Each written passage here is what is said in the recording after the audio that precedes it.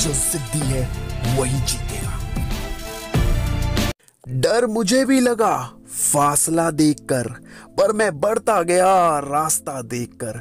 खुद ब खुद मेरे नजदीक आती गई मेरी मंजिल, मेरा जिद्दी वाला हौसला देखकर।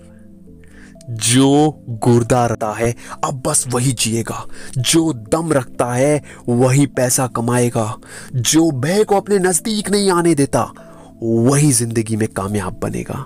बहुत से लोग हैं जिनको भय रहता है जॉब छूटने का, जिनको भय रहता है अपने बिजनेस में पीछे हटने का, जिनको भय रहता है कि लड़की उन्हें छोड़ के चली जाएगी। इस भय से कैसे लड़ना है ये आज मैं आपको बताऊंगा। आचार्य चाणक्य जी कहते हैं कि भय को कभी भी अपने नजदीक मत आने दो, भय के सामने डटकर उसका मुकाबला करो, और यही आज मैं आपको बताऊंगा। दोस्तों सबसे पहले इस वीडियो को लाइक कर देना, क्योंकि बाद में आप लाइक करना भूल जाएंगे, और इस वीडियो को पूरा देखना, क्योंकि इसके बाद भय, डर, किसी भी किस्म का डर, किसी भी किस्म की चिंता आपको कभी भी जिंदगी में तंग नहीं कर पाएगी। लक्ष्य की स्टोरी सुनाऊंगा। सबसे पहले लक्ष्य एक छोटा सा बिजनेस करता था, 2 एम्प्लॉयज थे उसके पास, और उसका काम था लोगों की शादियां कराना। वो लड़के लड़कियों की प्रोफाइल मैच करता था, उनकी कुंडली मिलाता था, और ये सारा काम करके उनकी शादियां करवाता था। बिजनेस ठीक तो बिल्कुल भी नहीं, बहुत बेकार चल रहा था। ज्यादातर लोग मीटिंग करते थे और शादी की बात आगे बढ़ नहीं पाती थी। लक्ष्य बहुत परेशान था, एम्प्लॉयज की सैलरी भी देनी पड़ती है, वेरास जो वो चाह रहा है, जितनी इनकम वो चाह रहा है वो नहीं इतनी जनरेट कर पा रहा। बहुत परेशान चल रहा था, उसकी जिंदगी बहुत कठिनाइयों में बीत रही थी। उसे समझ नहीं आ रहा था कि यार मैं इतना टाइम भी देता हूँ। वो घड़ी देखकर आता था अपने ऑफिस में सुबह 9 बजे और जाता था रात के 8 बजे। 11-12 घंटे काम करता था और सोचता था यार मैं इतने घंटे काम कर रहा हूँ फिर भी मेरे को कामयाबी नहीं मिल रही, ऐसा क्यों?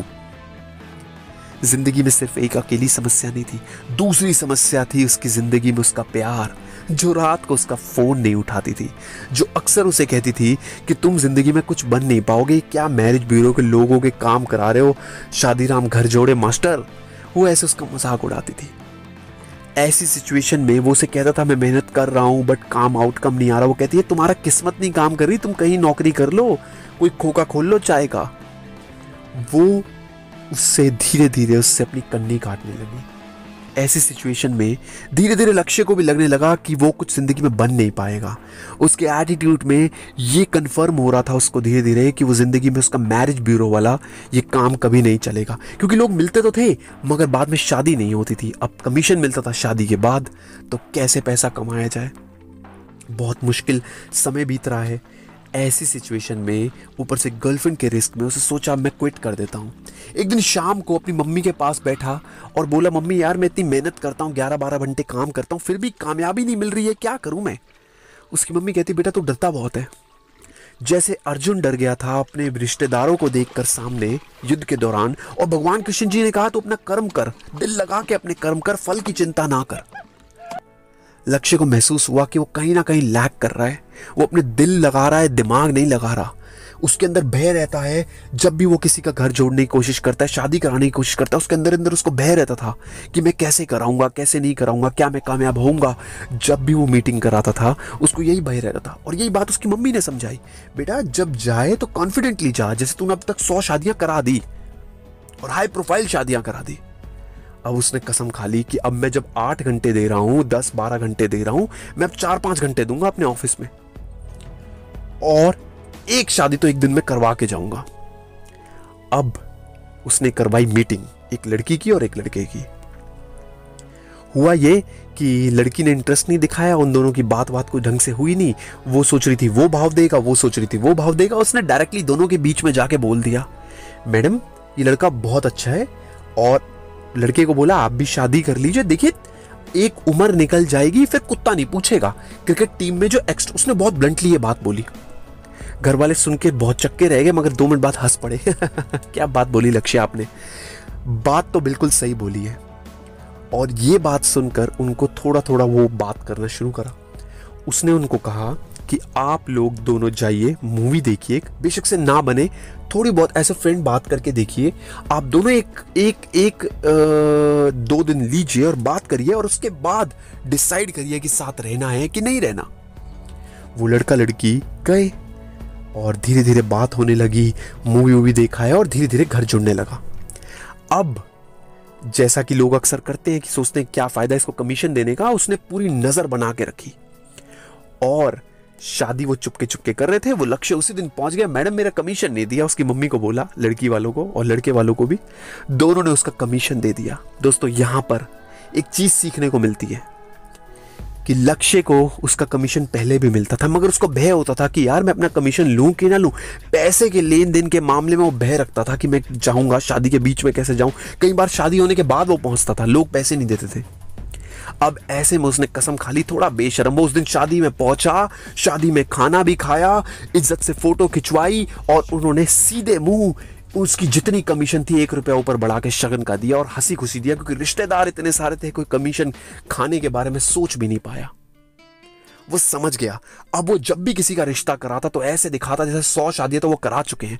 वो लड़का लड़की की बात कराते कराते बीच में 4 फोन अटेंड करने लगता, हाँ उनकी वहां मीटिंग कराओ, मैं भी आधे घंटे में यहां से फ्री हो रहा हूं। वो अपने आप को कभी खाली नहीं दिखाता था। उसके एटीट्यूड में एक विनर्स एटीट्यूड घुसने लग गया। उसकी बिलीफ इतनी स्ट्रांग हो गई, उसे पता था कि मैं डील क्रैक करके ही रहूंगा, वरना घर नहीं जाऊंगा। हर कीमत में, हर सिचुएशन में वो कभी उनको उनकी नब्स में हिट मारता। वो कहता कि आप लोग अगर जैसे ये आपके लिए परफेक्ट मैच है। हम अक्सर क्या करते हैं, बेहतर की तलाश में घूमते रहते हैं, मगर कभी हमें बेहतर नहीं मिलता। उसने ये बात लड़के लड़की को समझाई। अब जब उसका काम चलने लगा तो उसने धीरे धीरे करके, एक छोटी गाड़ी थी उसके पास स्विफ्ट, धीरे धीरे करके उसे सियाज ली, फिर उसके बाद और बड़ी गाड़ी सफारी ली, फिर उसके बाद स्कॉर्पियो, फिर उसके बाद और फॉर्च्यूनर ले आया। धीरे धीरे करके गाड़ी बड़ी बड़ी खरीदने लगा। उसकी गर्लफ्रेंड, जो कि मुंह बोली गर्लफ्रेंड थी, रात को फोन नहीं उठाती थी, टाइम पास करती थी, वो अब समझ की यार कुछ तो चक्कर है, इसके पास पैसा आ गया, वो उसको फोन करने लग गई। मगर लक्ष्य ने उसका फोन नहीं उठाया। कुदरती एक दिन उसके पास एक प्रोफाइल आई और वो उसकी गर्लफ्रेंड की थी। उसने कहा मैं तुम्हारी शादी कराऊंगा, उसकी मम्मी को बोला, और लक्ष्य ने उसके लिए लड़का ढूंढना शुरू करा। वो लड़की जो उसको पसंद करती थी, अब वो कहती है कि मैं तुमसे शादी करना चाहती हूँ लक्ष्य, तुम अच्छे लड़के हो। कहता है मैं तुम्हारे शादी नहीं करूंगा, अब मैं तुमसे शादी नहीं करूंगा, अब मैं तुम्हारी शादी करवाऊंगा और अपना कमीशन लूंगा। मैं तो प्योर प्रोफेशनल बिजनेसमैन हूं, अब दिल नहीं रहा मेरे पास, अब मैं कठोर दिल, पत्थर दिल बन गया हूं, क्योंकि तूने मेरे साथ जो करा है ना वो कभी भूल नहीं सकता। उसी को मैंने अपनी प्रेरणा बनाया, जिंदगी में आगे बढ़ने के लिए लक्ष्य साधा। कली लकड़ी सा इश्क तुमने सुलगाया है, ना पूरा जला ना पूरा बुझ पाया है। ये बात सुन के लड़की समझ गई कि अब ये हाथ नहीं आएगा, अब इस बंदे को पकड़ना बहुत मुश्किल है। और मिस्टर घर जोड़े जिसको वो बोला करती थी, उसके अंदर अब सिर्फ अपने करियर को लेकर रिस्क लेने के लिए, अच्छा खाना, जिम करने के लिए, अपने पर्सपेक्टिव, अपने एटीट्यूड, अपने बिलीफ को स्ट्रॉन्ग करा उस बंदे ने। Strength, attitude, no weakness, revengeful, और जिंदगी में एक तरीके से अपने आप को स्ट्रॉन्ग बनाया। उसने हर मुमकिन कोशिश करी, हर तरीके से इंसान को कैसे ना कैसे करके डील क्रैक करनी है, और यही उसने करा, कभी भी हार नहीं मानी। दोस्तों, आचार्य चाणक्य जी कहते हैं कि भय अक्सर हमारी जिंदगी में बहुत ज्यादा स्ट्रॉन्ग बन के हमारे पास आता है। हमें भय से कभी भी नहीं डरना चाहिए। दोस्तों, ये वीडियो आपको कैसा लगा जरूर बताइएगा। जय हिंद, वंदे मातरम।